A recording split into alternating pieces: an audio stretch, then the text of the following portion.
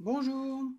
Vous cherchez depuis longtemps un programme informatique fiable et simple pour effectuer vos concours à la mêlée en doublette. En voilà un qui vous satisfera pleinement de 40 à 400 joueurs. Ce tutoriel vous facilitera la prise en main. Vous pouvez commencer par imprimer la procédure si vous le souhaitez. Dans ce programme, vous avez la possibilité d'utiliser un historique des joueurs que vous pouvez compléter ou modifier pour vous faciliter l'enregistrement des noms à chaque concours. J'ai mis à votre disposition deux modèles de documents que vous pouvez imprimer, le bulletin d'inscription et les coupons des scores à remplir par les joueurs pour vous faciliter la saisie sur ce programme. Je clique sur le bouton jaune « Inscription des joueurs ». Chaque joueur doit remplir un bulletin d'inscription et je leur attribue un numéro par ordre d'arrivée de 1 à 400 que je leur communique de suite. La saisie des noms des joueurs se fait dans l'ordre des numéros des bulletins d'inscription, à l'aide de la liste déroulante s'ils sont dans l'historique. Sinon, je saisis manuellement leur nom, prénom et la commune. S'il est nouveau, je mets oui dans la colonne Q pour compléter mon historique par la suite.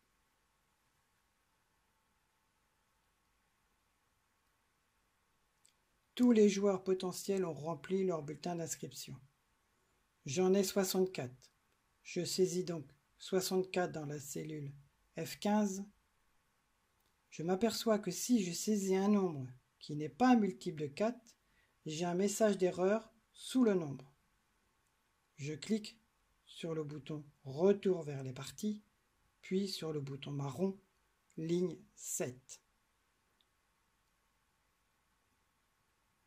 Ensuite, je clique sur le bouton jaune « Page 1 » pour lancer le traitement des 5 parties et pour imprimer la page 1. Puis je clique sur la page 2 pour les afficher. Chaque joueur devra mémoriser son numéro de terrain et sa lettre d'équipe A ou B. Car pour chaque numéro de terrain, il y aura 2 joueurs qui auront la lettre A et la lettre B. Exemple.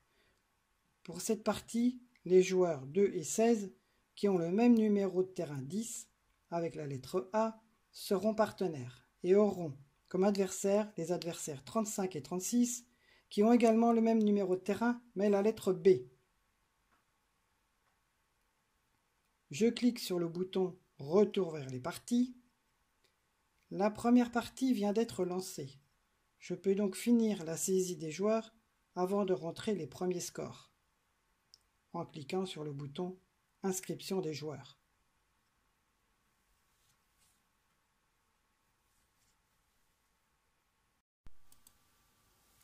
Il me reste 2 noms à rentrer.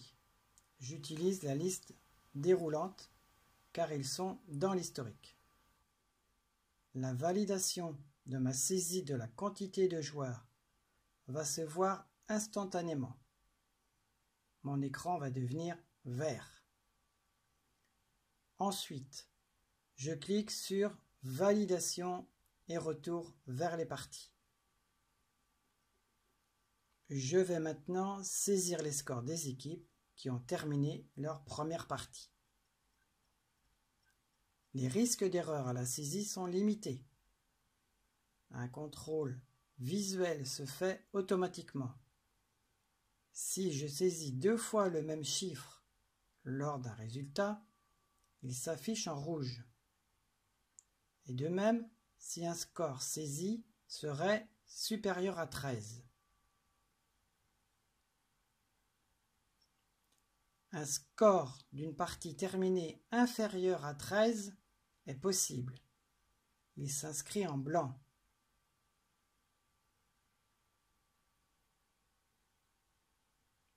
Dès que j'ai terminé la saisie du dernier score de la première partie, la deuxième partie s'affiche.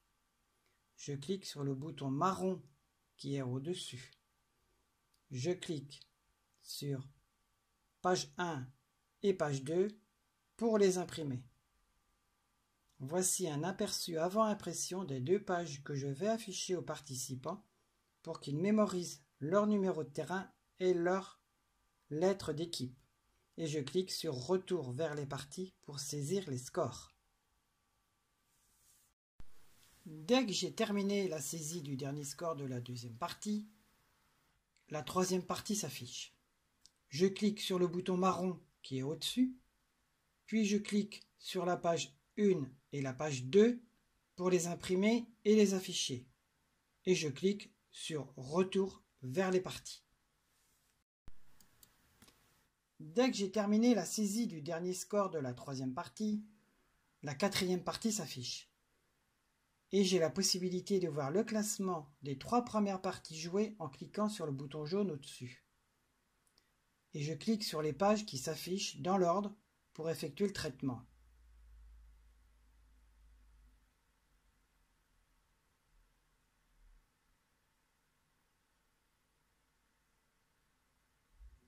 Puis je clique sur Retour vers les parties. Si je souhaite poursuivre le concours, je clique sur le bouton marron, ligne 7, et j'imprime les pages des attributions des terrains et des équipes que j'affiche pour la quatrième partie. Et je clique sur Retour vers les parties pour saisir les scores. Dès que j'ai terminé la saisie du dernier score de la quatrième partie, la cinquième partie s'affiche. Et j'ai la possibilité de voir le classement des 4 premières parties jouées en cliquant sur le bouton jaune au-dessus. Et je clique sur les pages qui s'affichent dans l'ordre pour effectuer le traitement. Voici l'aperçu de la première page d'impression.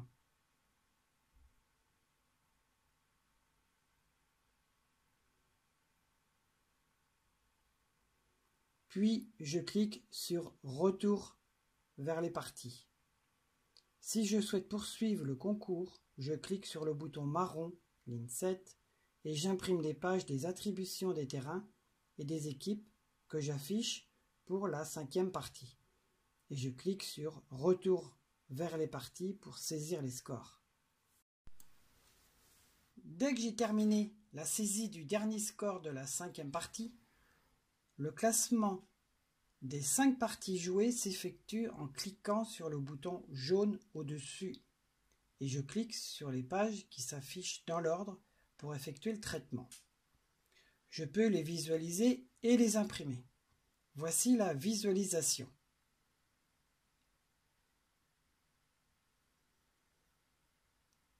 Et l'aperçu du classement avant impression de la page 1,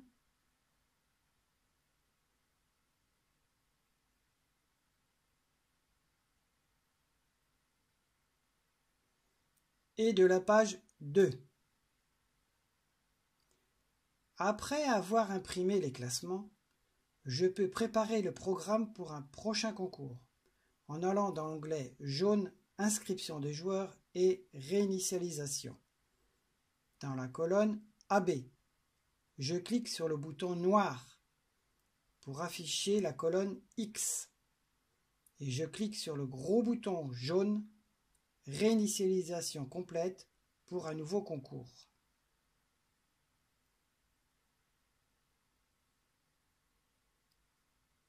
En espérant que cette vidéo vous aidera à comprendre ce logiciel de pétanque à la mêlée, à bientôt!